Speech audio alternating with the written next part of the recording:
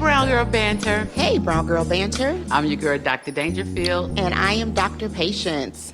Hey. Hey, stranger. I know. Well, really, not strangers to each other, but strangers to this space, this time, this moment, right? Right, because I think when we left, we didn't think it would be this long. I don't think we did, but life is lifing, and I think you all can relate to that probably, that we have just been over here experiencing life, good and bad and stressful and easy. I think just all of it. All of it. It's been good so far, but we're glad to be back. Yes. How have you been, Dr. Dangerfield? Like you said, life has been lifing. Amen. The first 6 months of 2025, I was like, whoa, where are we going with this and what is going on? Mm-hmm. So trying to keep things balanced, the business, family, teaching, supervising, all of those things, and then trying to also take care of my health and, my own anxiety that popped up. Anxiety. We're going to talk about that in a minute here, too. I mean, mine, too. So I just feel like probably we should touch base with everybody on that. Right. And I don't know if it's because 2025 is floating by. Like, very the fact quickly. that we are... The 6 months in is crazy to me. Like, it doesn't seem like we should be here. And it might be overwhelming me a bit. So maybe that's where it's triggering some of that anxiety to come from. But I totally get that. Yeah. But that's been me. How are things going business-wise, practice-wise, life-wise, those things? Oh, well, like the practice is like, I think every time we probably come on here, we talk about transition. But like in a place of transition, trying to like really kind of get closer in alignment with what I'm knowing that I'm being assigned to do in this season, in this coming season of life, and just kind of really blending that whole spirituality piece with the mental health. So how does that look in practice? In my practice, that's where I am. It's like, how do I, really bring that forth and stand in that? And so, actually, I'm getting ready to complete my spiritually integrated psychotherapy certification. Oh, that's cool. So Congrats. So that's a piece of it. Watching some supervisees get licensed, which. Welcome to the field. Yes. I really enjoy that piece with them. So, family-wise, have become a caregiver once again for my 80-year-old aunt. And so that has brought some interesting journey pieces. Caregiving is definitely its own subset of mental health that definitely needs more attention and to be addressed. I think people don't, especially the age we are where parents are aging, family members are aging, and we're watching it and we're present for it. And like, I don't think there was anything that prepares you really for what comes with caregiving, the mental and emotional process that of goes that. along with it. Yeah. Because my sister and I, we were caregivers for both of our parents up to a certain extent. And then, but this with my aunt, it came out of nowhere and was like having to make some decisions really quickly. And so it's like, ooh, we're back in this caregiver seat. How do you manage? Life is different. And so just trying to, deal with that piece. That's something. I mean, it's a lot. And then like you're introducing another party into maybe the normal that was already set. So now we have a new normal, and how do we adjust to the new normal that is taking place within our home, which is taking place within our family dynamics, what's taking place for me personally, all of those things that you have to consider when you're caregiving. And I don't think they have really written a book that can really map it out for you clearly. I haven't come across one. So if anybody knows of one, please let us know. I mean, I have clients that are caregivers, and just to watch the emotional strain and the heavy that goes along with that. And I've had some that had to release the responsibility of being the caregiver and how hard that was for them. So then they have this kind of grief and loss thing that happens there, and then redefining who they are when they're no longer the caregiver. So it is definitely a journey that I believe is maybe we'll do a little brown girl banter episode. We see you caregivers out there. We see you. We hear you. We will help you with some interventions and some tools as you go through that process, especially since you've lived it and are living it. Yes. So what's been up with you? Oh my goodness.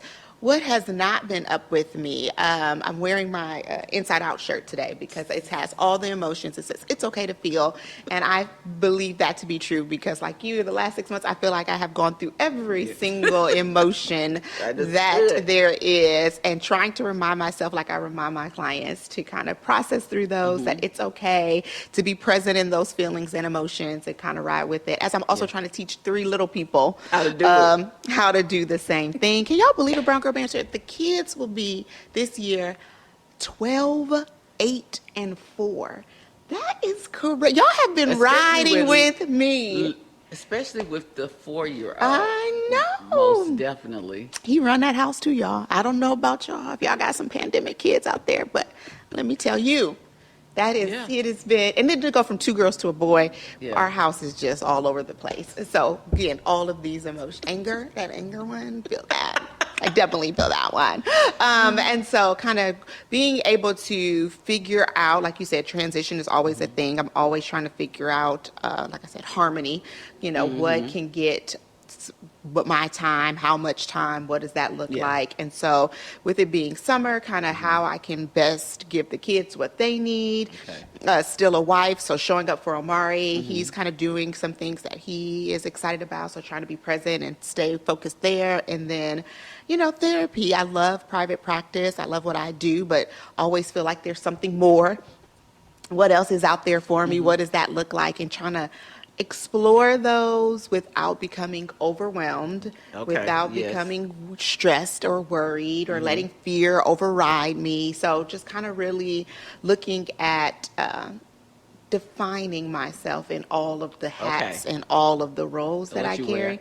I have a therapist who is amazing because every good therapist has a therapist. And so she did help me understand, like, I think I was, and I don't know if you all do this, trying to join everything together, right? Like some of my personal and professional life, like, oh, I just need a break from this, but I'm going to do all 50 of these things on this task list. And she's like, yeah, well, that sounds like it's only 2 weeks, all right? You can't do all of those 50 things for your professional self and your personal self all in that 2 weeks. Maybe you need to take time, professional time, and then you need to maybe take some personal time. And I'm like, oh yeah, girl, maybe I should divide and conquer versus trying to do all of the things at once. And I think that was kind of causing some of that anxiety, causing some of that stress. So really, guys, trying to focus on one day at a time.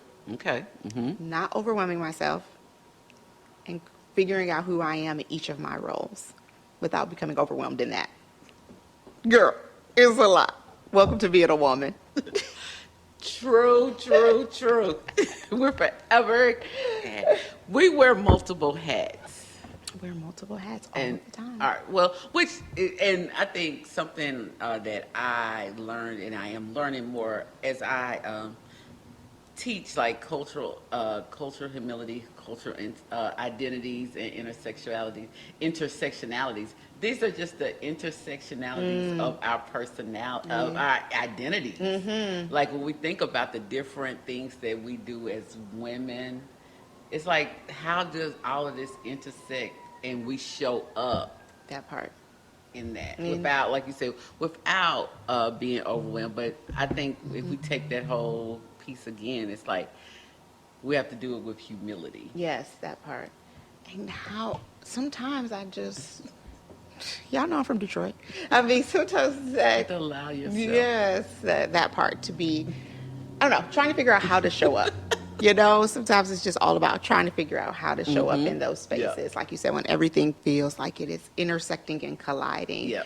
And to be gracious in that. And I'm not always gracious. I'm sometimes a little ratchet with it. So, y'all, I'm It's still a all work in- in progress. But it's all in who we are. It is. Yeah. It is. And so as you are looking at these transitions about self-identity, colliding this spiritual part of yourself and your clinician part of yourself, like what's the big hope? What's the hope for you? Whew, that's a good question. Girl, because maybe she was going to inspire me so I could know my hope. Now, that's a loaded question. Because I knew when I started the journey into therapy, becoming a counseling, I knew it had a piece, I knew it had something to do with spirituality, kingdom building, and things like that. But I never could understand how it would all come together. And so now it's getting very clear on how my worlds are colliding together with that. And so my hope is that the work that I do between as a therapist, but then also as a part of ministry, bringing it all together to help the healing and the transformation within, not only within the body of Christ, but also community.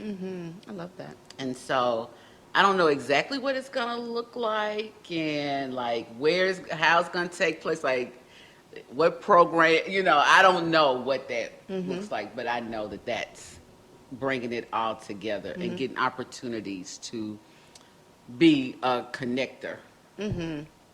Yeah, Dr. Dangerfield, as she's talking, I'm just sitting here looking at her. She always like, ooh, that's a loaded. Ooh, I'm not sure. And eloquently described that to a T. I can't stand her. She be faking us out, y'all. Like, I'm not sure. And then I'm going to have to go back and listen so that I can know Take what I notes. said. Ooh, that was good. Let me take some notes about what I said I'm about gonna have to that. Well, that was well put. Okay, thank you. I Thank loved you, it. Free. Yeah, I got you, girl. We gonna take some notes from that later.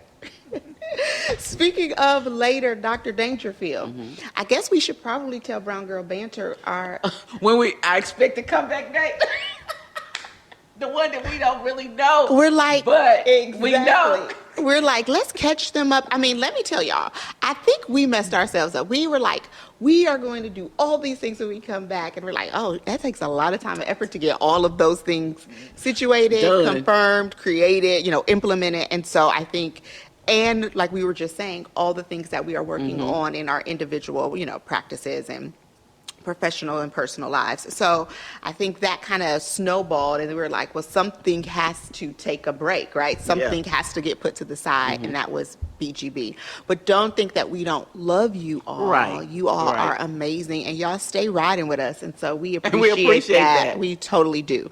And so we were talking about when we would like to come back. Definitely the fall. Yes, definitely the fall. Now, y'all know the fall is 3 months, so it could be any of those months. But look for us after August. Yes, after August. 'Cause We have said after August. My kids got to get back to school, y'all. We can't do it before them kids go back to school. They terrorizing my house. I got to feed them all the time. It's just too much going on. So after August, we will get back and we will be in the studio or someplace doing something that Brown Girl Banter episodes will be back up and running. And we are excited and we have missed y'all. Yes, we have. So we appreciate, and we love that y'all ask us, when are we coming back? Where y'all at? Where y'all at? When y'all coming back? I go to the dentist and they ask me. I love that so much. So we appreciate it. We are appreciate being gone but not forgotten, right? Yes. That's important. That's important. So look for new episodes in September, but definitely look out on our Facebook, not Facebook, because we don't even do Facebook. Right. Our Instagram. Instagram page where we will be sending updates and, little clips of us so you can check in and see how we're doing. So we appreciate y'all. Bye, Brown Girl Banter. Bye, Brown Girl Banter.